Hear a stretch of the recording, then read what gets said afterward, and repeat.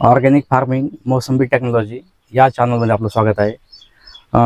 आज दिनांक आहे 11 ऑगस्ट 2024 आणि या दिवशी संभाजीनगर जिल्ह्यातील एका मोसंबीच्या बागेमध्ये आपण आहोत.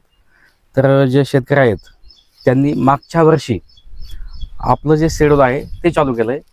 तर त्यांचा अनुभव काय आहे, त्यांना काय वाटलं ते आपण त्यांना विचारत आहोत. तुमचा तालुका आणि जिल्ह्याचं नाव सांगा. पैठण तालुका, छत्रपती संभाजीनगर जिल्हा. नाव तुमचं? दत्ता अशोक बोबडे. ठीक आहे. तर हे जे झाडं आहेत आपले, किती झाडं आहेत आणि किती वर्षाचे आहेत? आता आपले झाडं आहे 300 झाडं आहे आणि 8 वर्षाचे पूर्ण झालेले आहेत. 8 वर्षाचे पूर्ण आहेत. हो. तर हे जे झाडं आहेत याला आपण मागच्या वर्षीपासून आपलं जे शेड्यूल आहे ते चालू केलंय. हो, मागच्या वर्षीपासून चालू केलं. मागच्या वर्षीचे झाडाची कंडिशन आणि आताची कंडिशन काय बदल दिसतोय?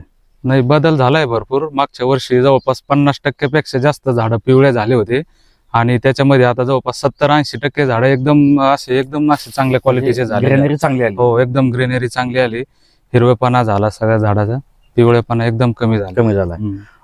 पानांची संख्या, पानांची साईज याच्यामध्ये काय बदल दिसतोय आपल्याला?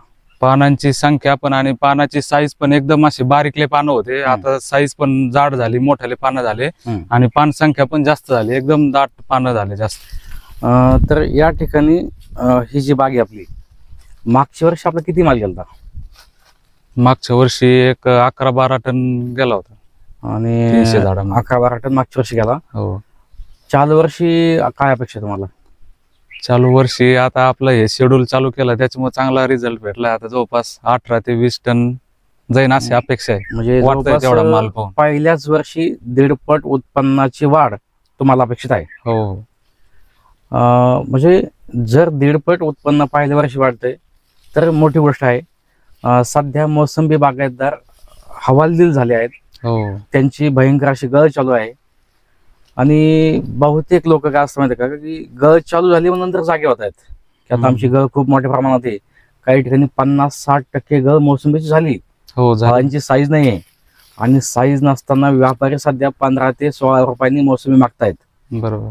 साईजच नाही, तो माल लांब पाठवू शकत नाहीत ते पण. आणि अशा वेळेस मोसंबी उत्पादक शेतकरी आज संकटात आहे. तर आपली जी बाग आहे, किती गळ आहे आपल्या बागेत? आपल्या बागेमध्ये मागच्या वर्षीपेक्षा एकदम कमी गळ आहे. एक 10-5% गळ आहे फक्त, कमी आहे. हो. मग आपले जे गाव आहे, ह्या गावाच्या आसपासच्या ज्या तुमच्या मित्र कंपनी असेल किंवा आसपास काही बागा आहेत त्यांची गळ कशी? नाही, आता आमच्याच गावामध्ये भरपूर जवळपास काही लोकांचे 50% बाग गळालेत. आता भरपूर गळ आहे. आता आमच्या शेजारीच एकदम भरपूर गळ झालेली त्याच्यामध्ये. देऊन टाकला त्यांनी बाग दिला लगेच. हो. ओके. म्हणजे हा बदल आहे शेतकरी मित्रांनो, की ज्या वेळेस आपलं शेड्यूल चालू असतं त्या शेड्यूल नुसार यांच्याकडनंही 1-2 चुका झाल्यात, त्यांना सांगितलं मी. हो, तणनाशक मारल्यामुळे काही गोष्टी चुकल्यात. तर इथं जर आपली चूक नसती तर जी आपलं एक 5-7% गळ दिसते, कमी असते ते पण. म्हणजे अगदी 2-2, 5-5, 10-10 मोसंब्या खाली दिसत आहेत आपल्या काही ठिकाणी. ते पण काही झाडामध्ये आहे, काही झाडामध्ये गळ नाही. तर बाकीचे जे मोसंबी उत्पादक लोक आहेत आपले, पूर्ण महाराष्ट्र आज तुम्हाला पाहतोय, तर त्या लोकांना तुम्ही काय संदेश देता? आपली जी टेक्निक आहे, जे शेड्यूल आहे त्या शेड्यूल विषयी. नाही, आता हे शेड्यूलचा आम्हाला पण चांगला 100% रिझल्ट आलाच. एकच वर्षामध्ये भरपूर रिझल्ट आला. त्याच्यामुळे सगळ्या शेतकऱ्यांनी पण हे वापरलं तर चांगलाच फायदा राहील.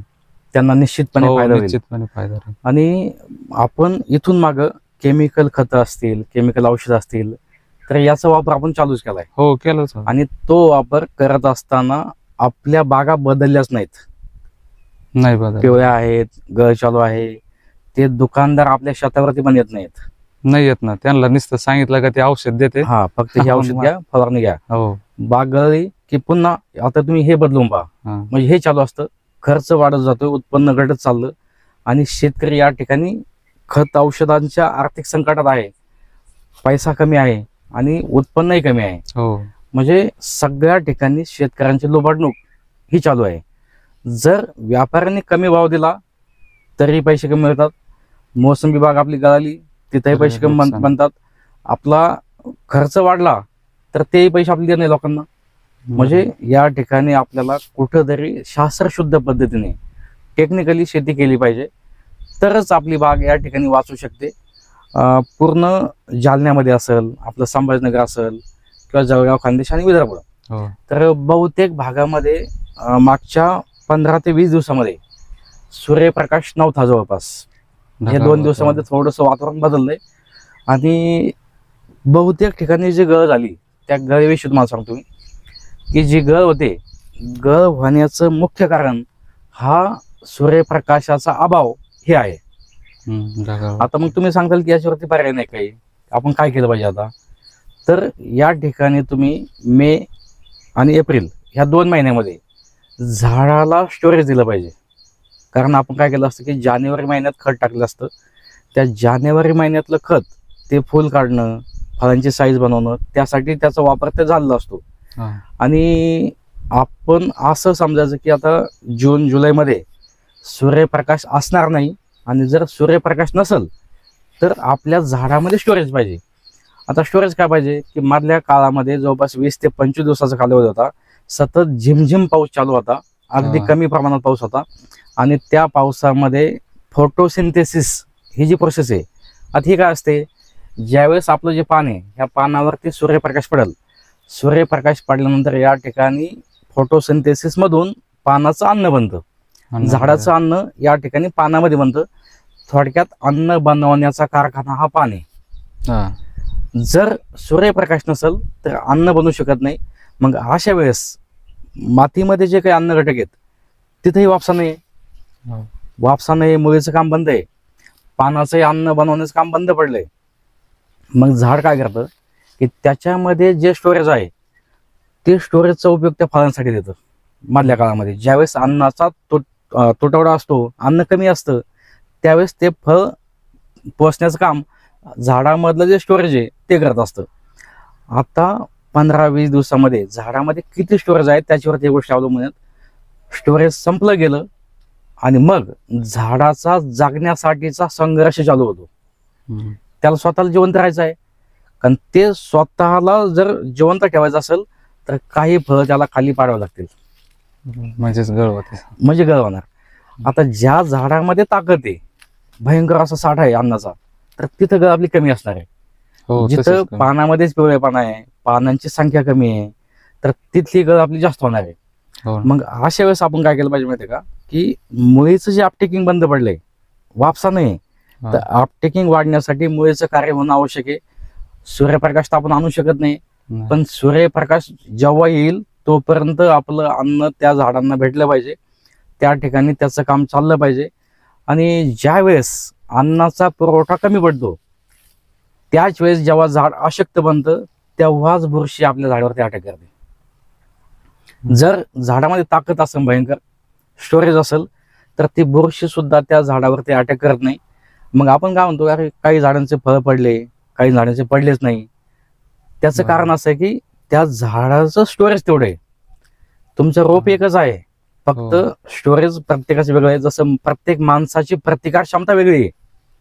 काही माणसं एखाद्या साथीच्या आजाराला लगेच बळी पडतात, तसं झाडांचं पण आहे. आणि ह्या झाडांना आपण जर उन्हाळ्यामध्ये स्टोरेज दिलं, चांगल्या गोष्टी त्याला दिल्या, सगळे अन्न घटक दिले, त्याचं पाण्याची व्यवस्थापन चांगलं केलं, त्याची मुळे आपण ऍक्टिव्ह ठेवली, तर ह्या ज्या गोष्टी आहेत ह्या आपण निश्चितपणे नियंत्रणामध्ये आणू शकतो. तर तुम्ही हे जे शेड्यूल घेतलं, तुम्ही समाधानी आहेत का? हो समाधान आहे, आम्हाला चांगला रिझल्ट भेटला, त्याच्यामुळे सॅटिस्फाईड आहे. मग बाकीच्या लोकांना तुम्ही निश्चितपणे सल्ला देणार की तुम्ही घेऊ शकता? हो हो, चांगला रिझल्ट आहे. या ठिकाणी काही झाडं दाखवा.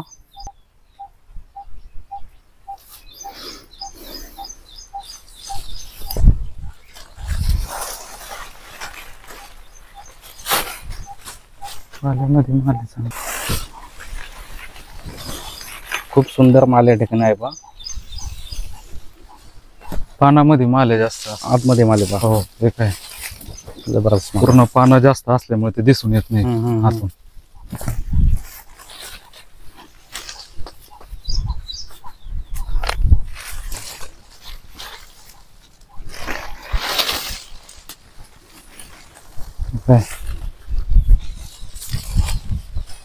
खूप सुंदर. आणि साईज कशी हो? साईज पण एकदम मस्त आहे. साईज दाखवा. खूप छान आहे. पानाचा चाका काय शायनिंग आहे. हो, शायनिंग पण आहे चांगली.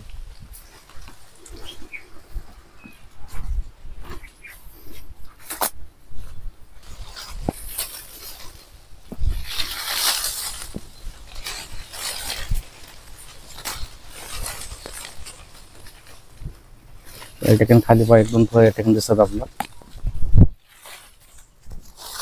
मस्त माल आहे याला.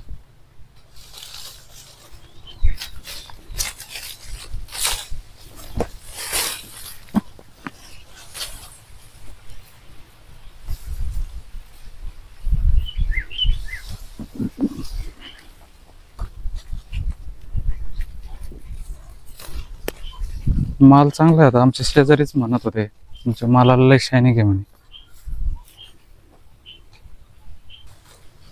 तर या ठिकाणी तुम्ही आमचं शेड्यूल कंटिन्यू चालू ठेवलंय, आमच्यावरती विश्वास टाकला, हो, त्याबद्दल तुमचं खूप खूप असं धन्यवाद.